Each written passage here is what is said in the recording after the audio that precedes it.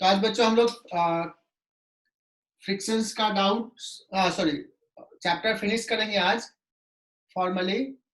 पिछले क्लास में हमने एच वर्मा डिस्कस कर लिया था पूरा।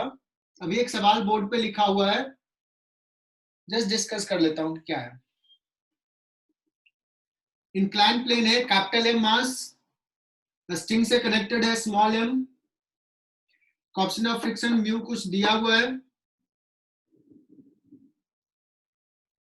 और angle of inclination theta. You can check that कि अगर सिर्फ स्मॉल एम यहाँ पे रखते और ये स्ट्रिंग नहीं होता तो ये स्लाइड करता, बिकॉज ये जो थीटा इसका एंगल ऑफ रिपोर्ट से ज्यादा है। You can check that. अब सवाल ये पूछा है कि find the minimum value of a small M so that system will remain at rest. ये नीचे जाना चाह रहा है, इसका कितना वैल्यू कम से कम रखें कि ये सिस्टम रेस्ट में रहे। आई होप कि सवाल सबको समझ में आ गया होगा, कोई दिक्कत नहीं होगी सवाल समझने में।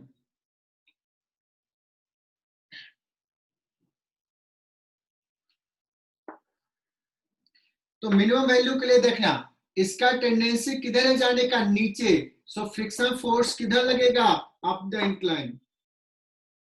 तो मैं इक्वेशंस लिख रहा हूं। For minimum value of a small M, friction of on M will be limiting. क्यों लिमिटिंग? क्योंकि मिनिमम के लिए सॉल्व कर रहे हैं, इससे कम हो जाएगा तो ये स्लाइड कर जाएगा, जस्ट अबाउट टू स्लाइड है। अब इस ब्लॉक पे अलोंग द इंक्लाइन फोर्स लिख रहे हैं, mg sin theta down the incline. अगर इसको पॉजिटिव लिखा तो t ऊपर और f ऊपर, f का वैल्यू म्यू एन लिख लिया। तो ये इक्वेशन 1 हो गया। क्योंकि ये रेस्ट में है, नेट फोर्स 0 है along the incline. Small m की बात करेंगे तो t ऊपर mg नीचे, t माइनस mg, ये भी ब्लॉक रेस्ट में है, नेट फोर्स 0। ये दो equation, solve this two equation. इन दोनों को सॉल्व करोगे तो मिनिमम आ जाएगा capital M sine theta minus mu M cos theta आ जाएगा। वैल्यूज बाद में पुट कर देना। आ रहा है क्या? ये सॉल्व करके देख लो। ये दोनों को ऐड कर दोगे, ये दोनों को टी चला जाएगा, capital M g sine theta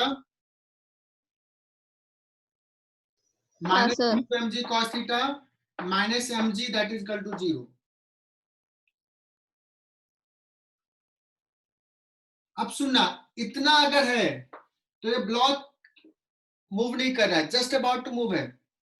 इससे अगर ज्यादा कर दिया, m का वैल्यू बढ़ा दिया इस वैल्यू से, so what will happen? Tension will increase and friction will decrease. ये बढ़ेगा तो ये फ्रिक्शन सेल्फ एडजस्टेबल है, अपने आप एडजस्ट करेगा, ये कम होते जाएगा। m का वैल्यू इंक्रीज करो, friction will keep on decreasing, कम होते होते एक समय अगर स्मॉल m का वैल्यू mg जो t के बराबर है, अगर ये कैपिटल mg साइन थीटा के बराबर हो गया, कैपिटल mg साइन थीटा के बराबर अगर टेंशन हो गया तो फ्रिक्शन बिकम्स 0। चेतना समझ में आ रही है चीजें? अगर कैपिटल mg साइन थीटा के बराबर होगा तो फ्रिक्शन की जरूरत ही नहीं है, फ्रिक्शन बिकम्स 0। और अगर अब mg का वैल्यू इससे बड़ा कर दिया, m साइन थीटा से बड़ा हो गया स्मॉल m का वैल्यू, सो इसका टेंडेंसी अब ऊपर जाने का होगा। ये बड़ा हो गया, ये पुल कर रहा है ज्यादा, सो ये ऊपर जाना चाहेगा तो friction starts acting in this direction, नीचे लगेगा। जैसे से स्मॉल m बढ़ाओगे फ्रिक्शन विल इंक्रीज। और एक समय मैक्सिमम की जब बात करेंगे, मैक्सिमम निकालना है, तो फ्रिक्शन अगेन लिमिटिंग होगा, बट इस डायरेक्शन में होगा और स्मॉल f का वैल्यू म्यू n होगा। सो जब मैक्सिमम के लिए सॉल्व करोगे तो यही चीज यहाँ पे प्लस हो जाएगा। So answer will be maximum value of small M will be M sine theta, ये माइनस की जगह पे प्लस हो जाएगा। तो क्या ये क्लियर हो गया? Yes sir. आसान सा सवाल था।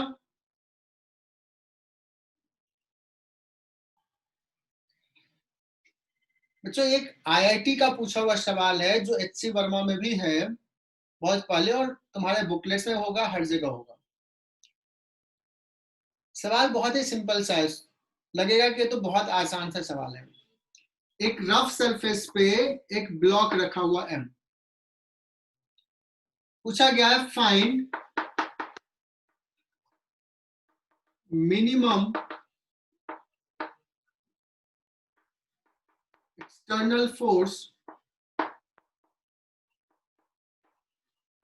required to move the block। इस ब्लॉक को मूव कराना है, जस्ट हिला देना है, तो कितना फोर्स चाहिए? कम से कम कितना फोर्स का रिक्वायरमेंट है? Mu mg by √1 plus mu square. क्या बात है, मतलब सॉल्व कर लिया तुम लोगों ने। कुछ बच्चों ने किया होगा, सारे बच्चों ने नहीं किया होगा, तो मैं इसको एक बार समझा देता हूँ। ये अच्छा सा सवाल है, इंपॉर्टेंट सवाल है ना, स्टार मार्क कर लो। तो पहला, अगर कोई पहली बार देखे तो लगेगा ये तो बड़ा आसान सवाल है, इसको मूव कराना है, तो ऐसे फोर्स लगा है। सर ने कहा था कि म्यू इंटू एन, एन के जगह पे m g, so F minimum mu M g हो जाएगा। अच्छा, कभी तुम लोगों को बताया नहीं मैंने, म्यू का वैल्यू क्या हो सकता है? क्या कोई स्पेसिफाइड है कि इससे कम होना चाहिए? क्या बच्चे अपने खुद से मन में बना लेते हैं कि mu must be less than equal to 1? Sir surface पे डिपेंड करता है और मटेरियल पे डिपेंड करता है। यस, म्यू का वैल्यू का कोई ऐसा नहीं है कि म्यू मस्ट बी लेस के देन नेचर पे डिपेंड करेगा सर। क्या? फिर से बोलो अजिंक्य। चलो, mu less than equal to 1 ऐसा जरूरी नहीं है, कैसा नेचर है, कैसा सरफेस है, म्यू का वैल्यू मोर देन 1 भी हो सकता है। बट प्रैक्टिकली एक्चुअली बुक्स में देखोगे तो म्यू का वैल्यू 0.4, 0.5, 0.8 ऐसा दिया रहता है। तो बच्चे के दिमाग में ये आ जाता है कि म्यू का वैल्यू लेस देन 1 होगा, but this is not correct. This is not correct.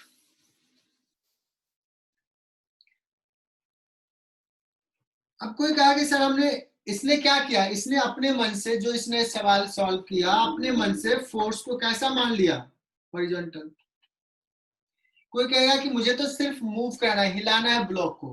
किसी ने कहा कि मैं ना फोर्स ऊपर लगा देता हूं, तो ये mg का फोर्स नीचे लग रहा है। अगर mg से ज्यादा फोर्स लगा दिया तो ये लगेगा मिनिमम mg चाहिए, स्लाइटली ग्रेटर देन mg, तो उसका हो जाएगा आंसर mg। अब म्यू का वैल्यू तो नहीं पता क्या है, तो क्या ये होगा या कोई और होगा? दोनों केस में अलग अलग डायरेक्शन लिया। अब किसी को चमकेगा कि ये तो दिया ही नहीं है कि हम किस डायरेक्शन में फोर्स लगाएं, तो हमें डिसाइड करना है कि हम किस डायरेक्शन में फोर्स लगाएं कि वो मिनिमम, वो इस डायरेक्शन मिनिमम होगा या ये डायरेक्शन मिनिमम होगा या कोई और होगा। ओके, तो क्या करते हैं, हमने इस पे फोर्स लगा दिया जनरल किसी एंगल थीटा पे।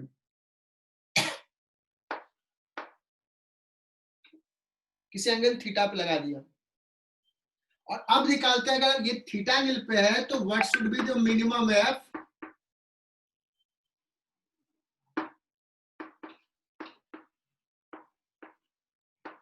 minimum F to move the block। तो ये आईआईटी का पूछा हुआ सवाल है बहुत पहले, क्योंकि F cos थीटा नीचे लग रहा है। F cos थीटा जब फ्रिक्शन फोर्स से ज्यादा हो जाएगा तो मूव कर जाएगा, मिनिमम के लिए सॉल्व कर रहे हैं तो लिखेंगे F cos theta is equal to, equally लिखेंगे, जस्ट मूव कर रहा mu into N, what will be N, मैं डायरेक्टली लिख रहा हूं, तुम लोग ब्रिलियंट हो गए हो, mg minus F mu g upon cos theta minus mu sin theta. N हो जाएगा mg, mg नीचे एन ऊपर और एफ साइन थीटा ऊपर, F sine theta plus N that is equal to mg, N का वैल्यू पुट कर लिया।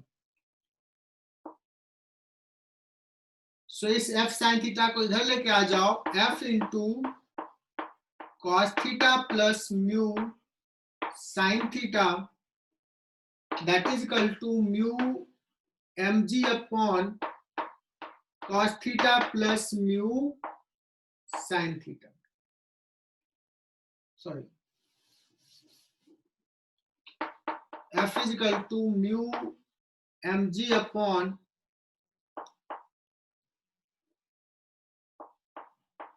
cos theta plus mu sin theta. ये F क्या है? मिनिमम F है when you are applying at angle theta. अगर हमने थीटा अलग कर दिया तो मिनिमम F का वैल्यू अलग हो जाएगा। तो हमें ये डिसाइड करना है कि किस थीटा पे इस F का वैल्यू मिनिमम है। मतलब this F is function of theta. For what value of theta this F is minimum. और देख लो df by d थीटा 0। हाँ, डिफरेंशिएट करेंगे और निकल जाएगा।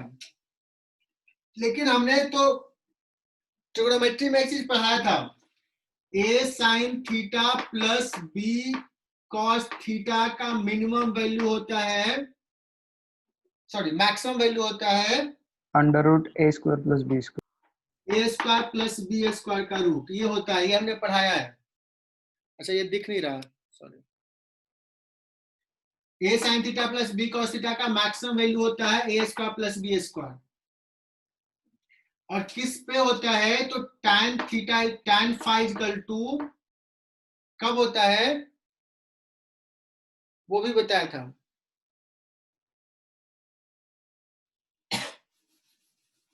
चलो अभी हमें उसकी ज्यादा जरूरत नहीं है, हमें अभी सिर्फ पूछा गया है कि मिनिमम कब होगा।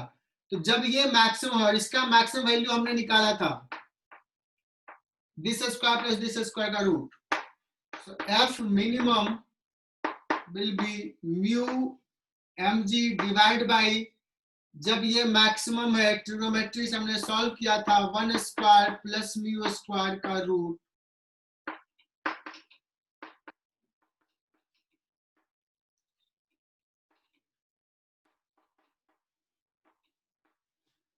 और नाउ यू कैन चेक जो हमने दो केसेस लिए थे कि अगर तुम इधर अप्लाई कर रहे हो तो मिनिमम म्यू mg चाहिए, अगर इधर अप्लाई कर रहे हो तो mg चाहिए। ये क्वांटिटी इससे भी छोटा है, इससे छोटा है कि नहीं, और इससे भी छोटा है, बिकॉज म्यू mg में divide by more than 1, so this is the minimum.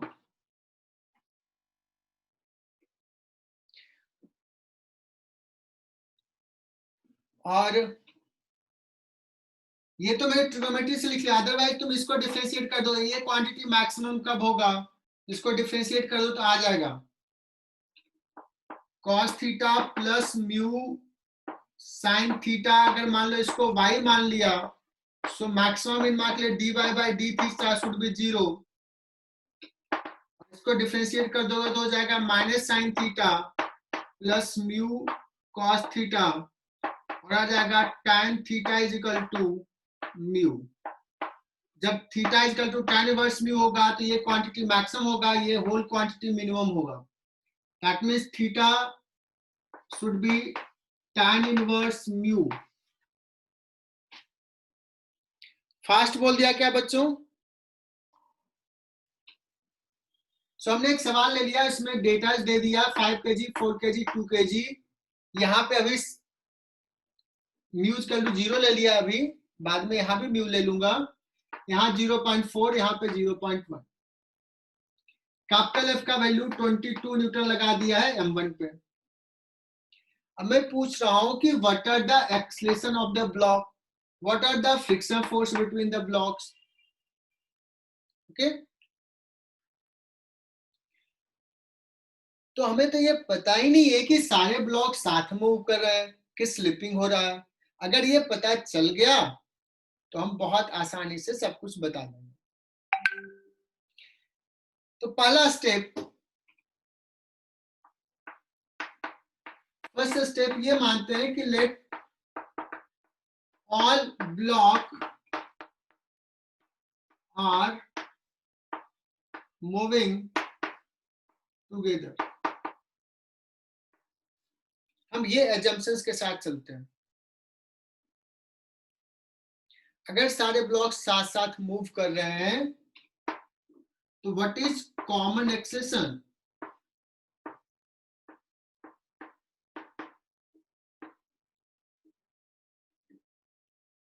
अगर साथ साथ मूव करें what will B the common acceleration, पहले ये निकाल लेना है। तो कहेंगे कि इस पे एक्सटर्नल फोर्स कितना है, 22 न्यूटन का।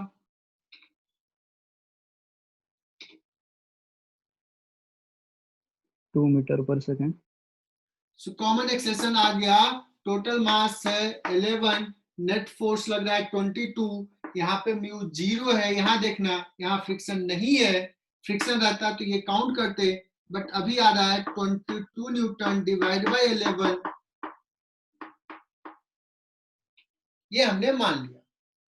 मुझे पता है कि इसके एक्सेलरेशन पे तो कोई लिमिटेशन है नहीं M1 पे, लिमिटेशंस किस पे होगा, M2 पे, M3 पे। तो अब चेक करते हैं क्या M2 के रेस्पेक्ट में M3 स्लिप तो नहीं कर रहा है। तो first let's check slipping at this point, है ना। अब चेक करते हैं कि हमने जो माना है वो सही है या नहीं है। So let's consider M3 block. M3 block का कॉमन एक्सेलरेशन साथ साथ मूव करने के लिए होना चाहिए। So what is F required, friction force required, चूंकि इस पे सिर्फ फ्रिक्शन है जो उसको एक्सेलरेट कर रहा है। Friction force required will be M3 into A, 2 निकाला है, 2 kg into 2 that is equal to 4 Newton. But what is F maximum on M3?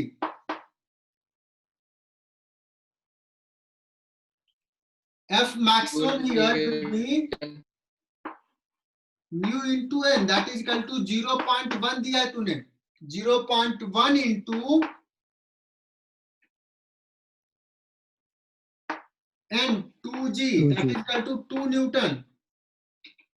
साथ साथ मूव करने के लिए 4 न्यूटन चाहिए, बट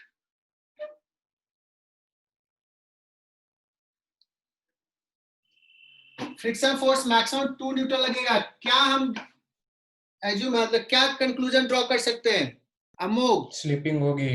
स्लिपिंग होगी।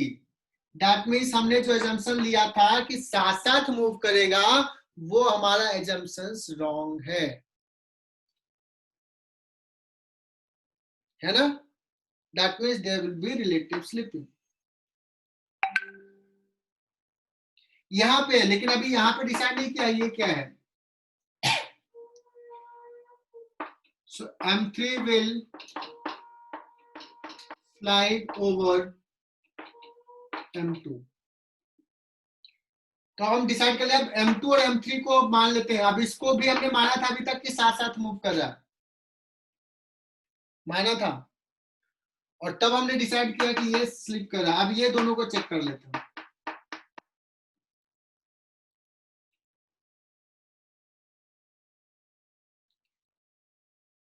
ये दोनों को चेक कर लेते हैं। तो अब देखो इस पे तो डिसाइड कर लिया कि फ्रिक्शन फोर्स इस पे आगे लगेगा कितना, म्यू इंटू एन का, इसका एक्सेशन आ जाएगा म्यू जी, इस पे फ्रिक्शन फोर्स पीछे लगेगा। अब इन दोनों को सिस्टम ले लो, फिर से मान लिया कि ये दोनों साथ साथ मूव कर रहा है। What should be the common acceleration? तो 22 और ये वाला फ्रिक्शन कॉमन निकाल लोगे, फिर M2 के लिए लिखोगे what is the maximum friction force. Check कर लेते हैं इसको भी, इसको मिटा दूं।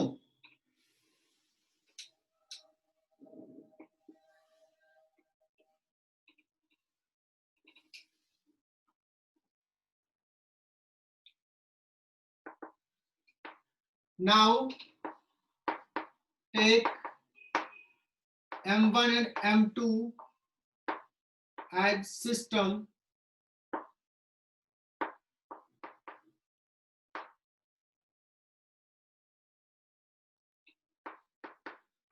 Let the two are moving together.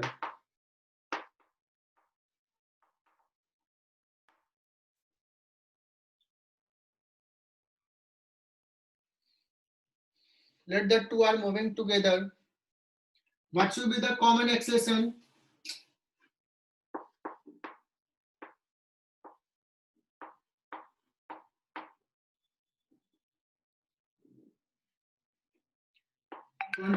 Newton minus 2, ये वाला 2 पीछे लगेगा, that is equal to 9 into A. So A will be 20 by 9.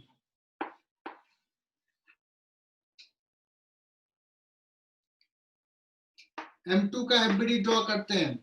M2 पे यहाँ पे लग रहा है F2 फोर्स इधर, F1 इधर 2 न्यूटन का, और इसका एक्सेशन हमने निकाला है 20 by 9 एक्सेशन। तो व्हाट इज F2 रिक्वायर्ड,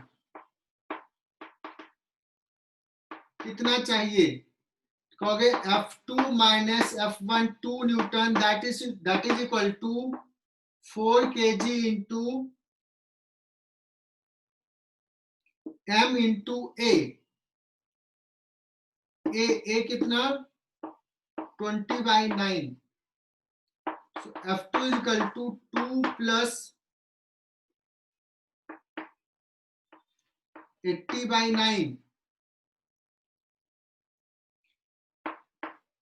लगभग 11 न्यूटन, लगभग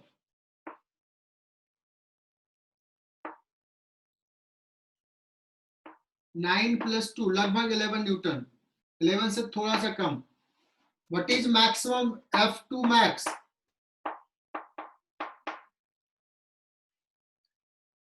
मैक्सिमम F2 कितना हो सकता है? 0.4 इंटू, मैं जिससे पूछूंगा वो बताएगी। किससे मैं पूछूं? केशवी पाटिल, केशवी बताओ कि 0.4 इंटू एन कितना लिखूं यहाँ पे?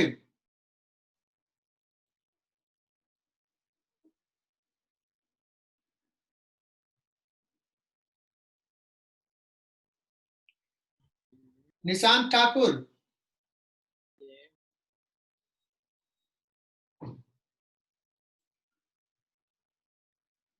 यार ऐसे कैसे शांत हो गए सब? निशांत,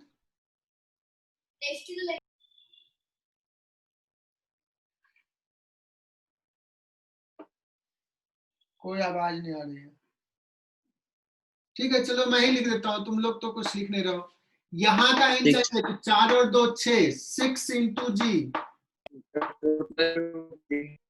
24 न्यूटन। 24 मैक्सिमम लग सकता है, जबकि 11 लगभग चाहिए। दैट मीन्स यहाँ पे स्लिपिंग नहीं होगा, यहाँ पे हमारा एजम्पशन सही है। तो this two will move together, जितना रिक्वायर्ड है उतना ही यहाँ पे फ्रिक्शन लगेगा। फ्रिक्शन का वैल्यू यही होगा इस पे यहाँ पे स्लिपिंग होगा और ये दोनों साथ साथ मूव करेंगे। इन दोनों का एक्सेलेरेशन हो जाएगा 20/9, इसका एक्सेलेरेशन हो जाएगा 1 मीटर पर सेकेंड स्क्वायर म्यू जी, और फ्रिक्शन निकल गया। क्या हमने सॉल्व कर लिया बच्चों? Yes, sir. Yes. कोई दिक्कत नहीं ना? नहीं sir. अब देखो, ये जितना तुम प्रैक्टिस करोगे उतना समझ में आएगा। और बच्चे इसमें स्ट्रगल करते हैं, 3 ब्लॉक सिस्टम में तो स्ट्रगल करते ही हैं, बिकॉज यहाँ पे थोड़ा दिमाग लगाना पड़ता है। ये नहीं हुआ तो अच्छा ऐसे होगा। अब क्या करते हैं हम? Sir. हाँ, अब इसी सवाल में थोड़ा सा मैं और चेंज करता हूँ, बहुत सारे वेरिएशन लगा सकता हूँ, बहुत सारे वेरिएशन। मैं कहा कि यहाँ पे 22 न्यूटन है, यहाँ पे मैं लगा देता हूँ 5 न्यूटन का force.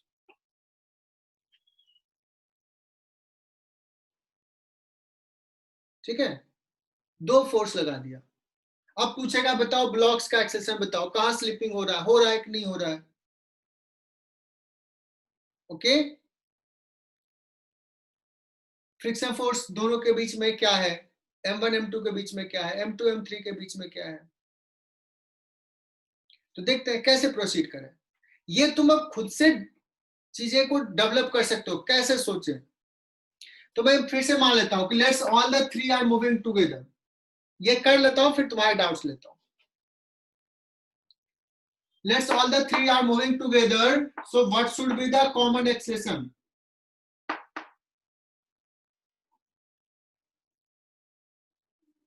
What should be common acceleration? तो तुम कहोगे 22 + 5 27/11।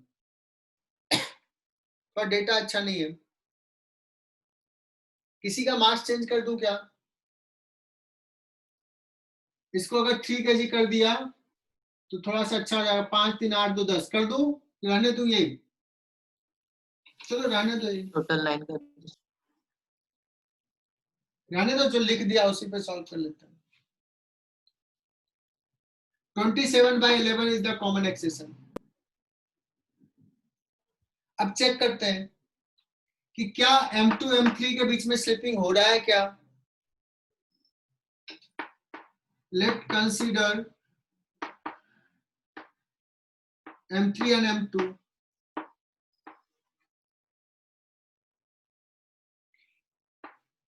सो M3 और M2 को अगर कंसीडर करें तो कितना एक्सेलेरेशन होना चाहिए इधर, देखते हैं। सॉरी, एक्सेलेरेशन तो पता है 27/8, तो इस पे एक तो लग रहा है 5 न्यूटन का फोर्स। अब मुझे तो ये डिसाइड ही नहीं कर पाए कि फ्रिक्शन यहाँ पे इधर लगेगा कि पीछे लगेगा। पीछे भी लग सकता है।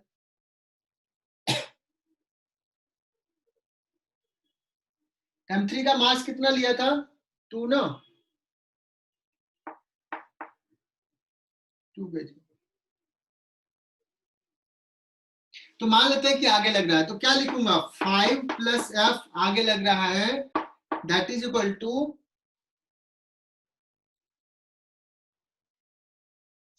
सर फ्रिक्शन तो पीछे लगेगा ना? क्या? फ्रिक्शन तो पीछे लगेगा ना? M3 पे पीछे भी लग सकता है, आगे हाँ भी। सर। पिछले क्वेश्चंस में किधर लगेगा, लगा था पिछले सवाल में? आगे। हाँ सर। पिछले सवाल में आगे लगा था M3 पे, M2 पे पीछे लगा था, यहाँ पे M3 पे तो आगे लगा था, तो वही मैंने आगे मान लिया है। तो 5 + F that is equal to 2 × 27/11। ये कितना आ रहा है लगभग, देखो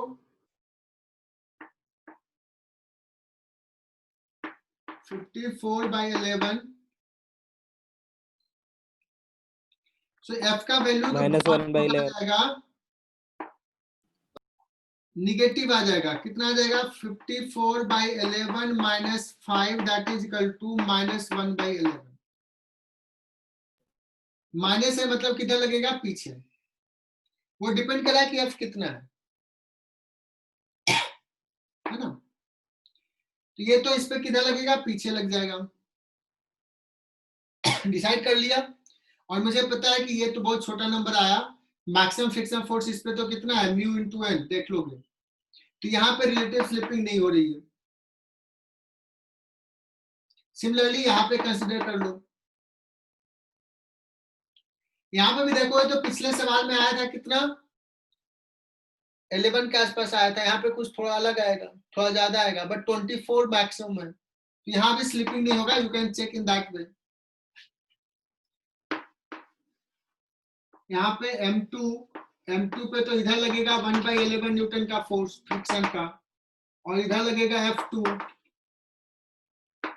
तो F2 plus 1/11 that is equal to M2 into 27/11, F2 निकल जाएगा। और मैक्सिमम F2 तो 24 है, देखो ये कम आएगा, मतलब तीनों साथ साथ मूव कर रहा है, there will be no relative slipping. Clear ये? Yes, sir. Yes, Yes, sir. sir. ठीक है, गुड।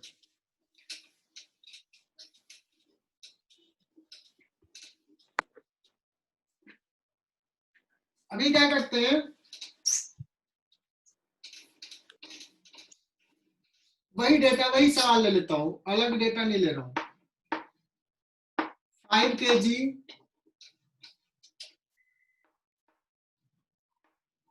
4 kg 2 kg।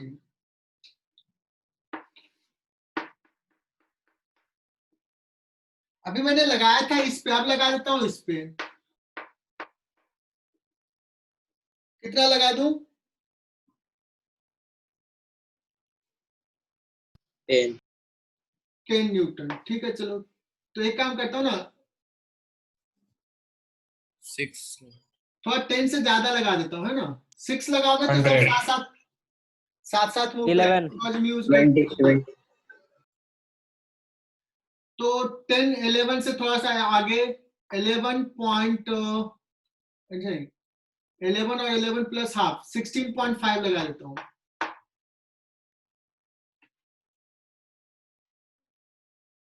16.5 न्यूटन का फोर्स लगा दिया। म्यू इक्वल टू यहाँ पे कितना दे दिया था, 0.4। यहाँ पे तुमने कहा था सर 0.1 दे दो। अब मैं मान लेता सर हूँ ग्राउंड का भी साथ फ्रिक्शन। साथ मूव कर रहा है।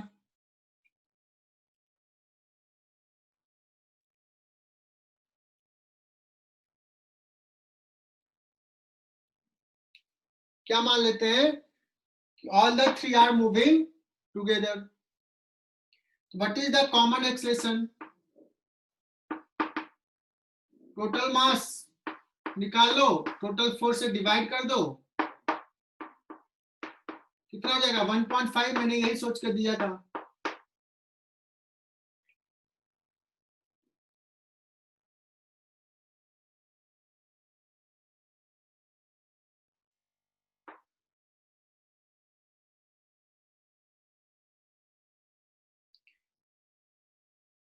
अब चेक करते हैं कि क्या ये यहाँ पे रिलेटिव स्लिपिंग है क्या। तो कंसीडर M3 ब्लॉक।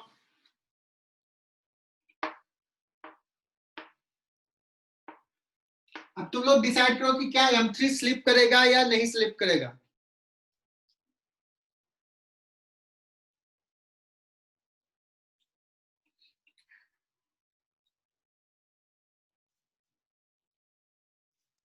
स्लिप करेगा। स्लिप करेगा बिकॉज अभी हम लोग लिख लेते हैं कि F रिक्वायर्ड, कितना फोर्स चाहिए to move together, to move with the common acceleration. तो तुम कहोगे सर फोर्स चाहिए 2m into a 1.5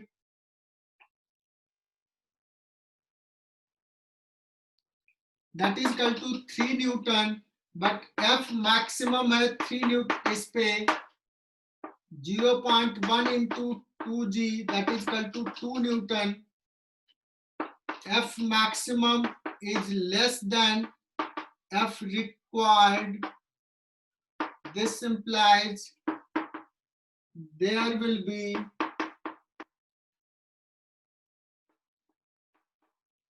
relative slipping. There will be relative slipping.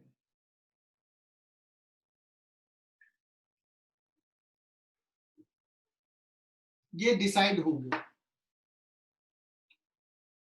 अब क्या करेंगे, अब ये डिसाइड कर लिया, अब ये दोनों को लेते हैं, ये दोनों को हमने माना है कि साथ मूव कर रहा है। तो कंसीडर 4 and 5 kg ब्लॉक।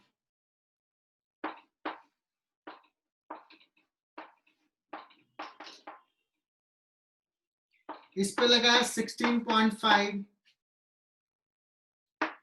इस पे लगेगा 2, तो 16.5 माइनस 2 कितना हो जाएगा 14.5 divide by how much 9। This is a common.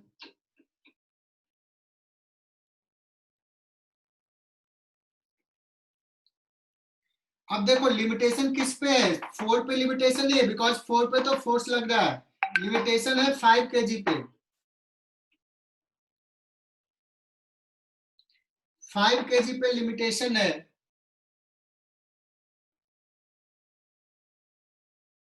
तो 5 kg के लिए कंसिडर करते हैं what is F required.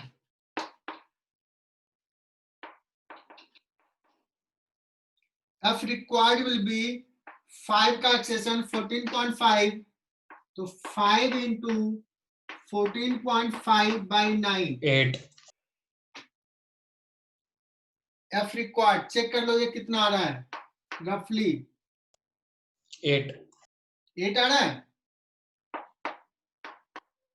5 into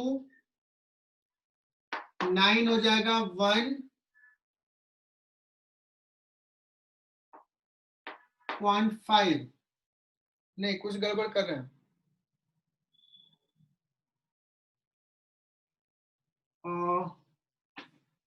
1.6 है क्या सर? 1.6 लगभग 1.6, तो लगभग 8 सही बताया। What is the F max इस पॉइंट पे क्या दिया था, म्यू 0.4 दिया था, 0.4 into 6 24 न्यूटन है मैक्सिमम, चाहिए हमें 8 ही। क्या कहेंगे, साथ साथ मूव करेगा। सर 2.4 ना? क्या नहीं नहीं 0.4 into 6g, 6g g10 हुआ ना तो 24 आया समझ में ये। Yes sir.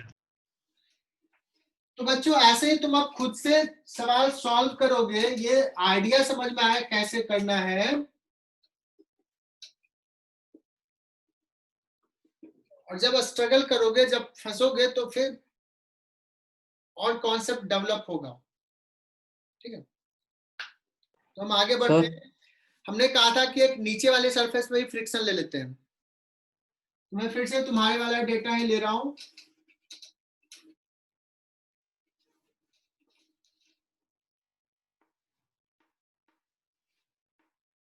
Five kg, 4 kg, 2 kg,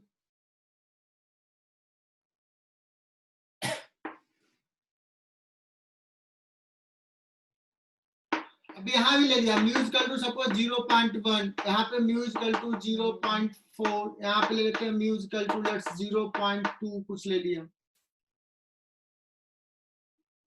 और किस पे फोर्स लगाओ तुम ही बताओ, किस पे लगा दूं फोर्स, किससे मैं पूछूं, हर्ष से पूछता हूँ। हर्ष बताओ मैं किस पे फोर्स लगाऊं और क्या लगाऊं। सर 5 kg पे 10 न्यूटन। 5 kg पे 10 न्यूटन का फोर्स लगाते हैं। अब मैं इसमें पूछ दिया कि बताओ एक्सेशन ऑफ द ब्लॉक क्या है, friction force between the blocks ये सब क्या है। तो सबसे पहले तो ये कहोगे क्या ये स्लिप करेगा 5 kg, what is the maximum force here, सबसे पहला तो यही निकालना होगा। 0 0.1 इंटू n, n कितना है 5 4 9 2 11 11 जी 11 न्यूटन, 11 न्यूटन मैक्सिमम है। और स्लिप अब नहीं स्लिप आपने करेगा। सिर्फ 10 न्यूटन लगाया, ये ब्लॉक तो हिलेगा ही नहीं। और जब ये नहीं आगे बढ़ेगा तो यहां भी, जब इसको आगे जाने का टेंडेंसी नहीं है, Zero friction.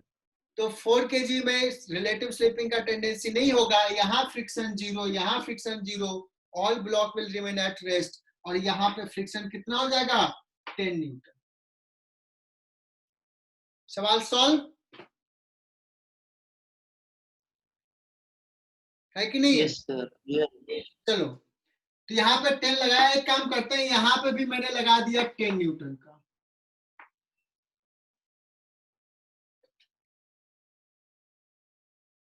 या यहाँ पे मैं थोड़ा ज्यादा लगा देता हूं।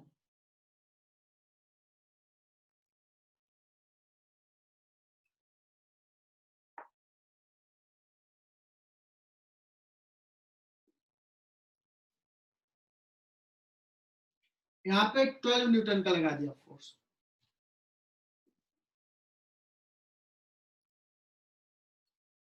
अब बताओ अब क्या होगा सिस्टम, सिस्टम का एक्सेशन क्या होगा, ब्लॉक्स का एक्सेशन क्या होगा, फ्रिक्शन फोर्स क्या होंगे। ओके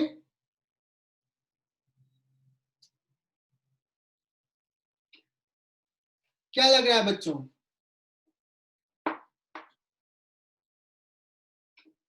अब ये हिल पाएगा क्या? हिलेगा सर। हाँ अब हिल जाएगा। क्यों? क्योंकि इस पे 10 का ये लग रहा है और ये तो ऐसे जाने नहीं देगा, बट ये भी इसको पुश करेगा। अगर मान लो हम बात करें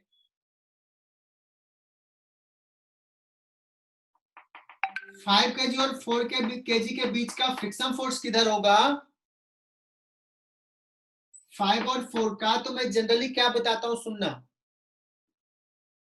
कि जब तुम्हें डायरेक्शन ऑफ फ्रिक्शन फोर्स कभी भी निकालना है जिस सरफेस के बीच में, उसको मान लो फ्रिक्शनलेस।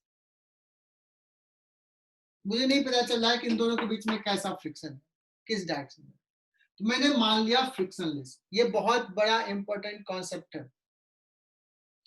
अब बताओ, अगर ये फ्रिक्शनलेस है तो इसमें तो 10 लग रहा है और इसमें 11 लग रहा है, ये तो मतलब लग सकता है, ये तो मूव ही नहीं करेगा, ये रेस्ट में रह गया और ये एक्सलेट करेगा आगे।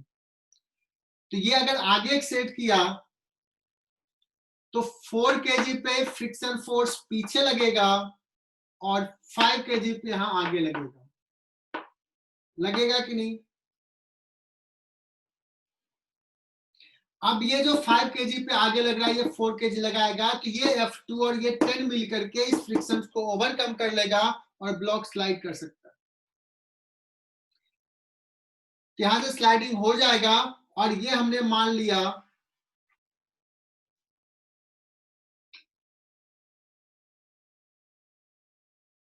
इसको। अब तीनों को ले लेते हैं system. What is common acceleration? 2 meter per second square. कितना? 2. 1 what is common acceleration? System ले लिया तो 2 2 बोलने वाले -1 मार्क्स मिल रहा है आपको। सर 1। करेक्ट आंसर, बिकॉज इस सिस्टम पे 12 10 और इधर 11, 10 प्लस 12 माइनस 11, इतना फोर्स है, divide by total mass 11, that is equal to 1 meter पर सेकंड स्क्वायर।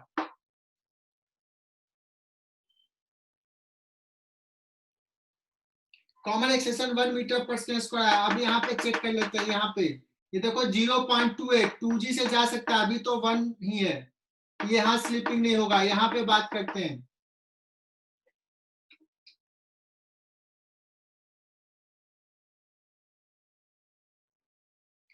यहाँ पे क्या स्लिपिंग होगा क्या, ये तो डिसाइड कर लेंगे। तो कंसीडर 4 kg एंड 5 kg।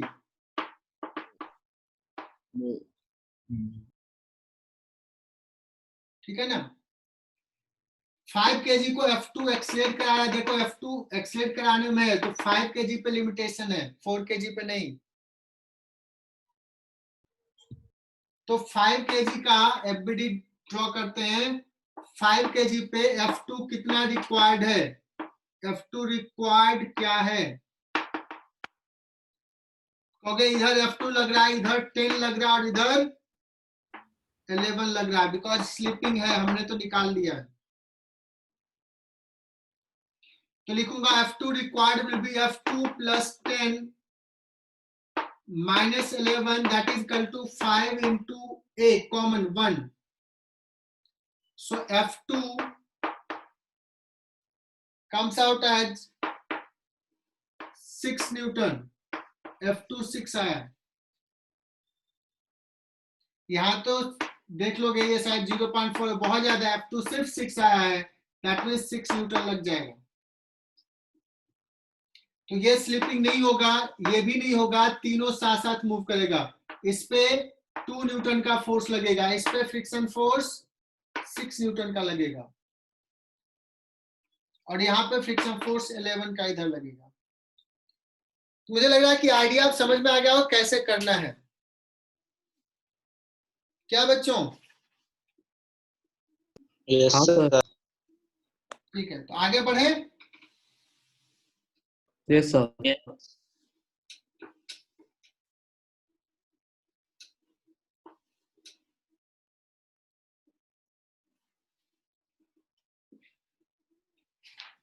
एक सवाल ले रहा हूं मैं, अच्छा सा सवाल।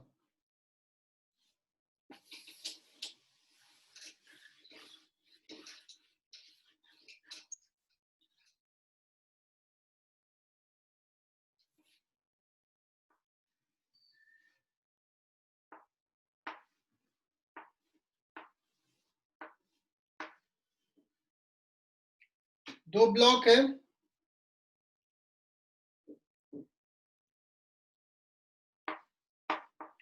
Four kg 10 kg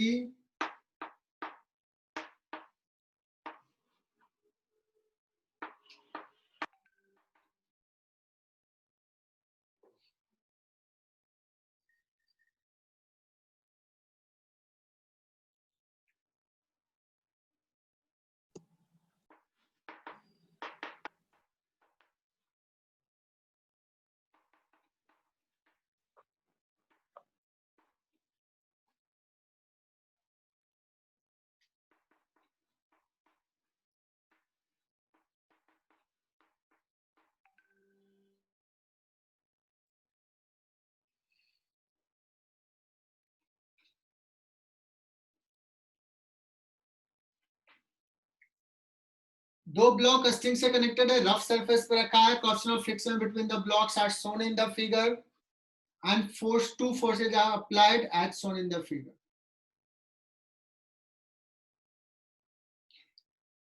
What are the things you have to find? Whether the blocks moves or not. If moves, what will be the acceleration? If not, what are the friction force acting on the blocks? Diagram draw करो and try to solve this. 2 minute का time है, solve करने की कोशिश। by 14 है क्या answer? देखते हैं। तो सबसे पहले तो ये बताओ कि क्या ये सिस्टम मूव करेगा, क्या ब्लॉक्स एक्सलेट करेगा, क्या एक्सलेट करेगा तो लेफ्ट साइड में एक्सलेट करेगा या राइट साइड में एक्सलेट करेगा? लेफ्ट। एक्सलेट किया तो लेफ्ट। लेफ्ट, बिकॉज इधर 70 इधर 15 है। तो बताना यहां से इसका इस डायरेक्शन में नेट फोर्स कितना है, इस डायरेक्शन में 70 minus 15 that is equal to 55 newton का नेट फोर्स है।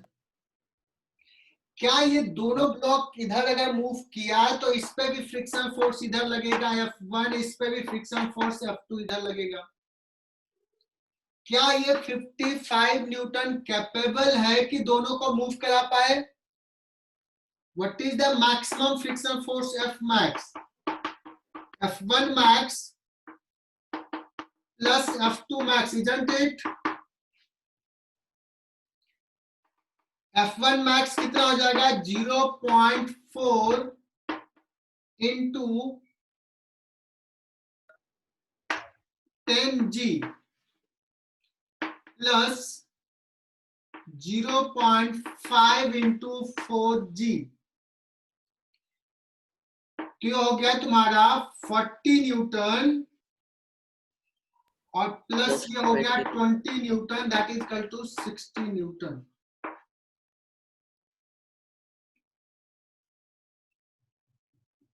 न्यूटन मैक्सिमम फ्रिक्शन फोर्स लगेगा। जबकि इसको मूव करने के लिए कितने हमारे पास रिजल्ट है 55 का। बताओ क्या ब्लॉक्स मूव करेंगे Dhruv Patil? Sir no, blocks will not move, blocks will not move. Block will remain at rest. तो हमने डिसाइड कर लिया कि block is not going to move, blocks तो रेस्ट में ही रहेंगे। लिख लो 60 Newton is greater than 55 Newton. 55 कहां से आया ये देख लो। सो blocks will remain at rest, will not move. अब हमें डिसाइड करना है, बताओ इस पे फ्रिक्शन कितना लगेगा, किधर लगेगा? इस पे फ्रिक्शन कितना लगेगा, किधर लगेगा? किस पे फ्रिक्शन लिमिटिंग लग रहा है? किस पे फ्रिक्शन लिमिटिंग लग रहा है?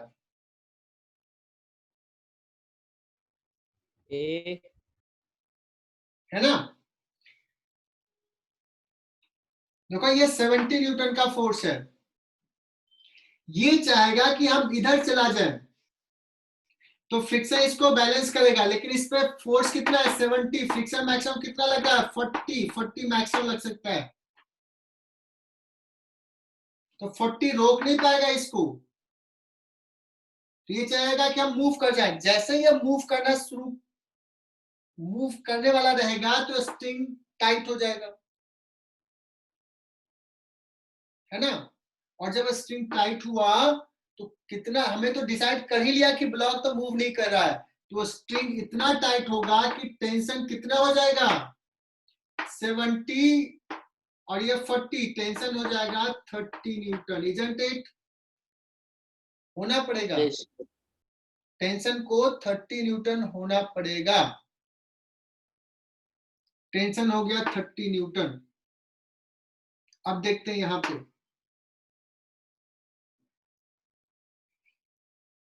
इस ब्लॉक को रोक के रखने के लिए, है ना?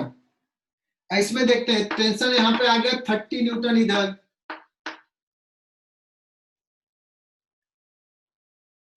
टेंशन हो गया 30 इधर और इधर 15, तो ये ब्लॉक तो टेंडेंसी क्या होगा इस ब्लॉक का, इधर मूव करने का। फ्रिक्शंस कितना रिक्वायर्ड है यहाँ पे, ये तो 30 हो ही गया है, 15 रिक्वायर्ड है। मैक्सिमम तो लग सकता है कितना 20 का, लेकिन 20 नहीं लगेगा, 15 रिक्वायर्ड है तो 15 ही लगेगा। तो फ्रिक्शन फोर्स इस पे हो जाएगा 15 न्यूटन, टेंशन हो जाएगा 30 न्यूटन, डायरेक्शन इधर रहेगा फ्रिक्शन का। क्लियर?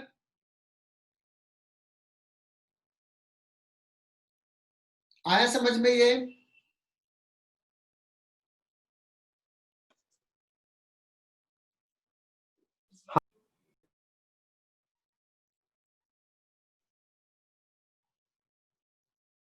चलो तो ये लिख लो पूरा, फिर डेटा चेंज कर। तो बच्चों पिछला सवाल में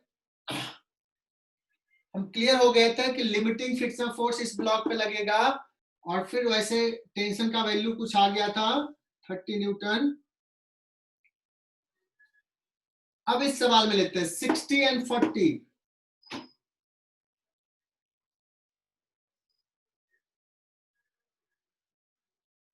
अब बताओ किधर फ्रिक्शन लगेगा, क्या होगा, कैसा डायरेक्शन होगा।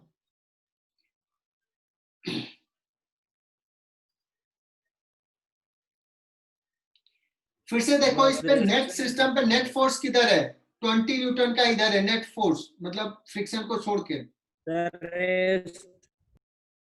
तो अगर ओवरऑल टेंडेंसी होगा किसका, इधर जाने का, बट जा नहीं पाएगा बिकॉज फ्रिक्शन बहुत ज्यादा है। तो स्टार्ट करते हैं, देखते हैं, कॉन्ट्राडिक्शंस कहीं सिर्फ नहीं आना चाहिए। F1 इज 60 इधर, टेंशन 20 न्यूटन, यहाँ पे ये मैक्सिमम लग जाएगा 40 न्यूटन और यहाँ टेंशन हो गया 20 न्यूटन। ये टेंशन 20 न्यूटन है और इधर 40 न्यूटन का लग रहा है।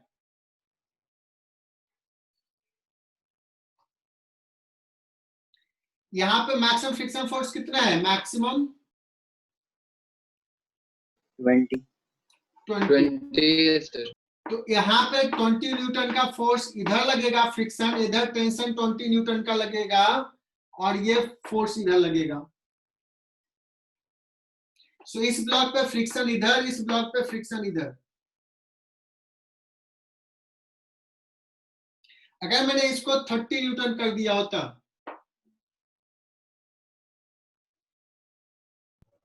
ब्लॉक मूव करता सर, फिर कौन सा ब्लॉक मूव करता, ए कैसे ये मूव करता,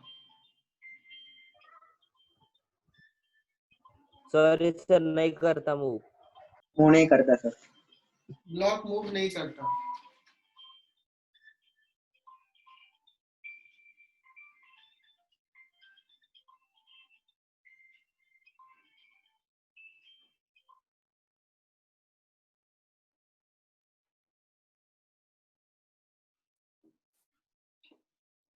ब्लॉक्स मूव नहीं करता, सेम रहता। फिर इसको लेते हैं, ये इधर 60 इधर 40, टेंशन 20 न्यूटन होता। अगर टेंशन यहाँ 20 है और इधर 30 लगा रहे हैं, है ना, फ्रिक्शन 10, तो 20 और फ्रिक्शन की इधर कितनी जरूरत है, 10 न्यूटन की जरूरत है।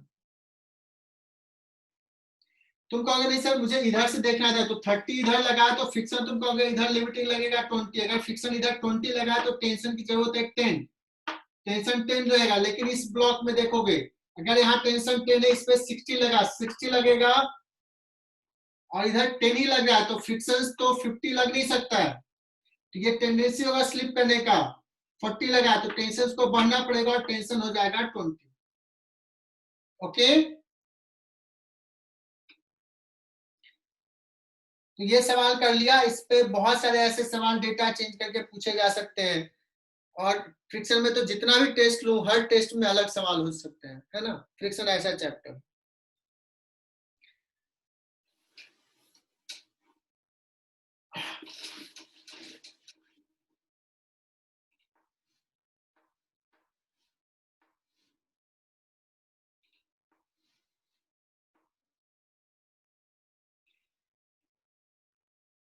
बच्चों जब हम लोगों ने डिस्कस किया था कि फ्रिक्शन फोर्स कितना लगता है स्टैटिक एंड काइनेटिक, है ना, तो उस फ्रिक्शन में हमने कह दिया था कि फ्रिक्शन फोर्स जो लगेगा म्यू इंटू एल लगेगा काइनेटिक। लेकिन हमने तो ये बताया ही नहीं कि क्या फ्रिक्शन फोर्स जो सरफेस एरिया कांटेक्ट में है उस एरिया पे डिपेंड नहीं करेगा क्या? करेगा सर। जैसे नहीं करेगा सर। ये सपोज ये ब्लॉक है, ये यहां पे रखा हुआ है, ऐसे रखा हुआ, और इसको ऐसे स्लाइड कर रहे हैं, तब क्या होगा, जब ये ऐसे रखा हुआ है तब क्या होगा? अलग अलग केस में अलग अलग होगा क्या? लेकिन मैंने तो भी कहा कि जब ब्लॉक ऐसे रखा हुआ है, मास m है, तो friction force Fk equal to mu N. चाहे ब्लॉक, यही ब्लॉक ऐसे रखा हुआ है, यही ब्लॉक है, अभी भी n वही रहेगा, n इक्वल टू mg रहेगा, तो यहाँ भी Fk equal to mu N होगा। मतलब अभी तक तो जो हमने बताया उसमें एरिया का कॉन्सेप्ट तो बताया ही नहीं था, मतलब शायद नहीं डिपेंड करता इसलिए नहीं बताया, अदरवाइज कहता कि ये एरिया कितना है, ज्यादा है, कम है। Actually fictional force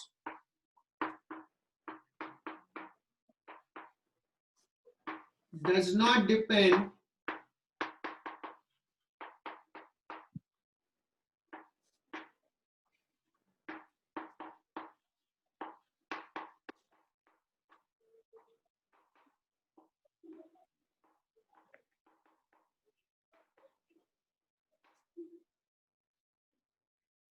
it does not depend upon area of contact. लेकिन इसके बाद हमने कुछ लिख दिया है, देखो छोटा सा, ऑपरेंट एरिया ऑफ कॉन्टैक्ट।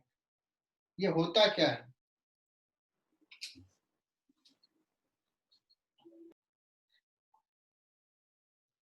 सारे बच्चे यहाँ पे ध्यान से सुनना। ये अगर ब्लॉक है, दिस इज द ब्लॉक, सो ये जो एरिया है, ये पूरा एरिया, ये कहेंगे एरिया कॉन्टैक्ट में, ये ऑपरेंट एरिया कॉन्टैक्ट है।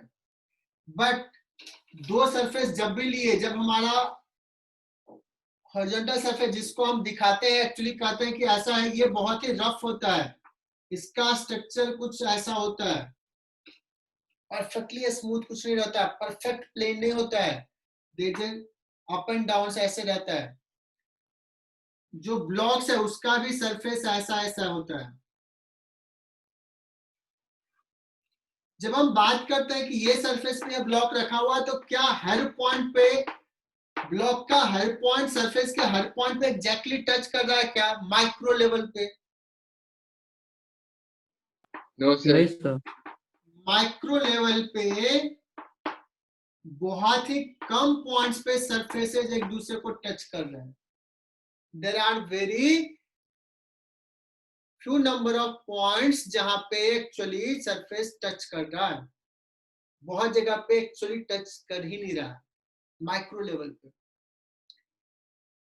लेकिन मुझे अगर ऐसे रखा हुआ तो हम कहते हैं कि ऑपरेंट एरिया ऑफ कॉन्टैक्ट ये पूरा है, इसी को बोले ऑपरेंट। हमें दिख रहा है कि ऐसा है, हमारे नेकेड आई से दिख रहा है कि पूरा एरिया कॉन्टैक्ट में, बट माइक्रोस्कोप से देखोगे तो नहीं है। Is it okay? अब मैं Yes, sir. बताऊं कि ये अगर हम देखें कि ये एरिया कितने पॉइंट पे कांटेक्ट में है, एक्चुअल एरिया ऑफ कांटेक्ट क्या है? एक्चुअल एरिया ऑफ कांटेक्ट क्या है? सो ये जो होगा ना, बहुत ही कम होगा, very very less than apparent area of contact.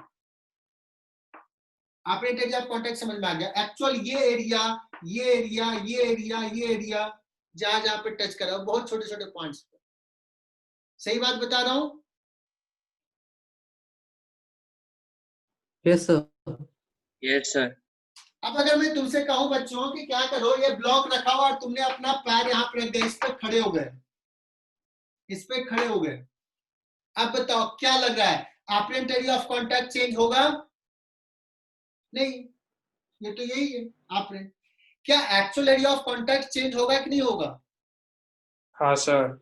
Actual area of contact change होगा। ये जो थोड़ा सा दूर पे था, ये थोड़ा नीचे आ जाएगा, टच करने लगेगा, मोर नंबर ऑफ पॉइंट्स पे टचिंग होना शुरू हो जाएगा। जो एक पॉइंट पे टच कर रहा है, इसका भी एरिया थोड़ा बढ़ जाएगा। तो नॉर्मल रेजिस्टेंस अगर बढ़ाओगे तो अपरेंट एरिया ऑफ कांटेक्ट नहीं बढ़ता है, but actual area of contact बढ़ता है।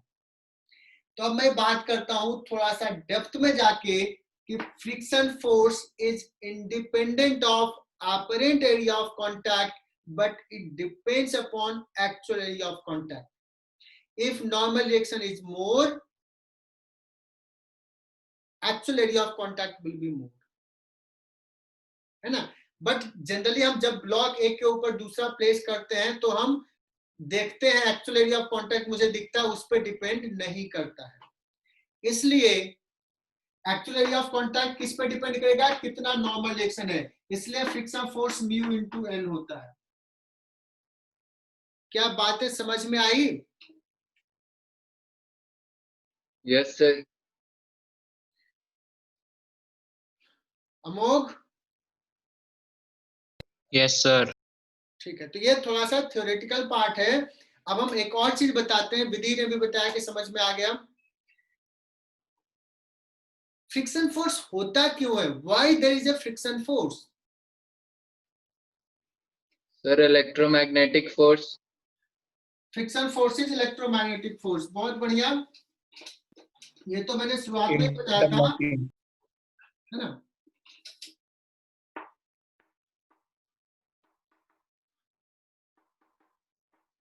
तो लिखो, तुम लोग सारे बच्चे लिखें।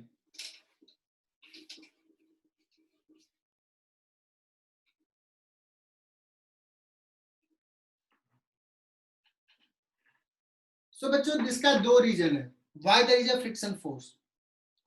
देखो, जब दो सरफेसेस कांटेक्ट में है ना, तो हमने कहा कि ये ऐसा इस टाइप का शेप होता है और नीचे वाला का शेप ऐसा है। तो क्या होता है कि ये यहाँ पे देखो ऐसा लग रहा है कि ऐसा इंटरलॉकिंग हो गया है, इसके अंदर ये चला गया पार्ट, कुछ पॉइंट पे टच नहीं कर रहा है, कुछ पॉइंट पे टच कर रहा है और कुछ पॉइंट पे उसके अंदर चला गया है। जब इसको स्लाइड करना चाहोगे तो ये इसको नहीं जाने देना चाहेगा, इसको बोलते हैं इंटरलॉकिंग।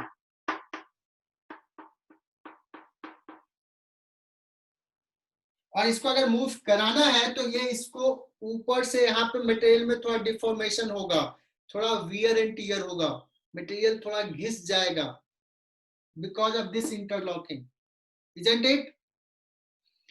तो क्या होगा, ये सरफेस इंटरलॉकिंग ज्यादा होगा। अगर ज्यादा रफनेस रहेगा सरफेस में तो there will be more interlocking. अगर सरफेस स्मूथ रहेगा, थोड़ा ज्यादा प्लेन रहेगा, तो इंटरलॉकिंग कम होता है। इंटरलॉकिंग कम होगा तो हम लोग बोलते हैं फ्रिक्शन कम है। अगर ज्यादा रफनेस है, there will be more interlocking. मेरी बात समझ में आ रही है बच्चों? Yes, sir.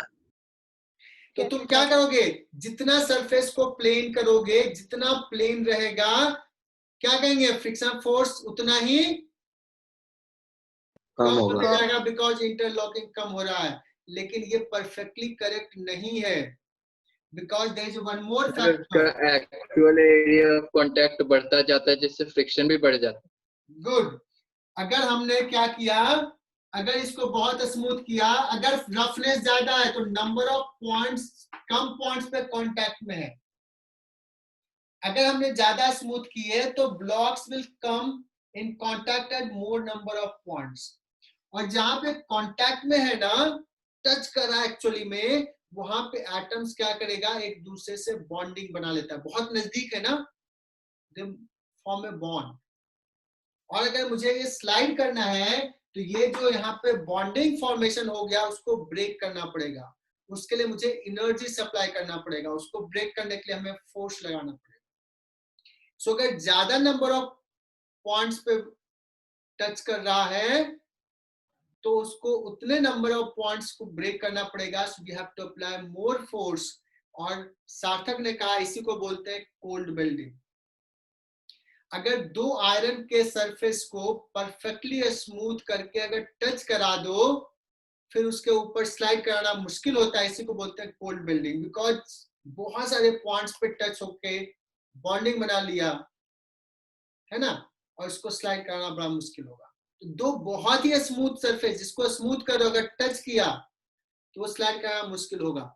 लेकिन वो दोनों सरफेस के मॉलिक्यूल्स का नेचर ऐसा होना चाहिए कि वो एक दूसरे से बॉन्ड बनाए।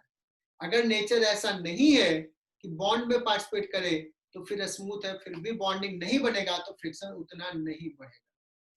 कितना टेंडेंसी है बॉन्ड बनाने का, उस पर डिपेंड करेगा।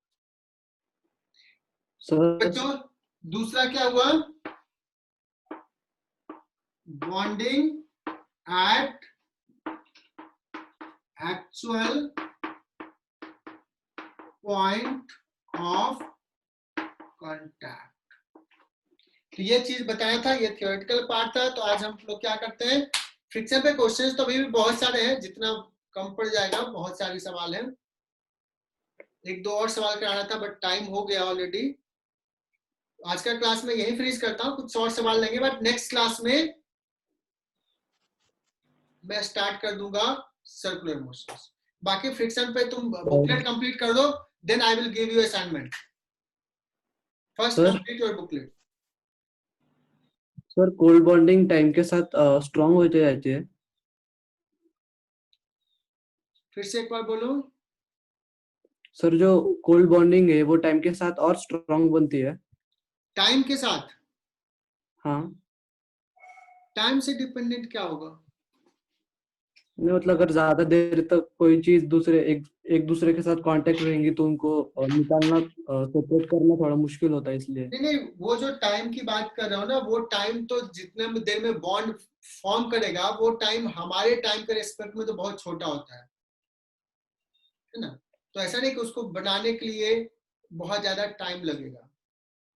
अगर टच में आ गया तो बॉन्ड बन गया। सर भले ये होता है कि जैसे आयरन का ये करें, स्मूथ किया, तो अगर टाइम ज्यादा देर बाहर रहने दिया और फिर टच किया तो उस पर ऑक्साइड का लेयर बन गया। ऑक्साइड का लेयर बन गया तो वो ऑक्साइड्स के मॉलिक्यूल्स एक दूसरे से बॉन्ड नहीं बनाएंगे तो वो मुश्किल होगा, तब कोल्ड वेल्डिंग नहीं होगा। वो केमिस्ट्री का पार्ट है। बोलो सार्थक। सर एक्चुअल और वो अपेरेंट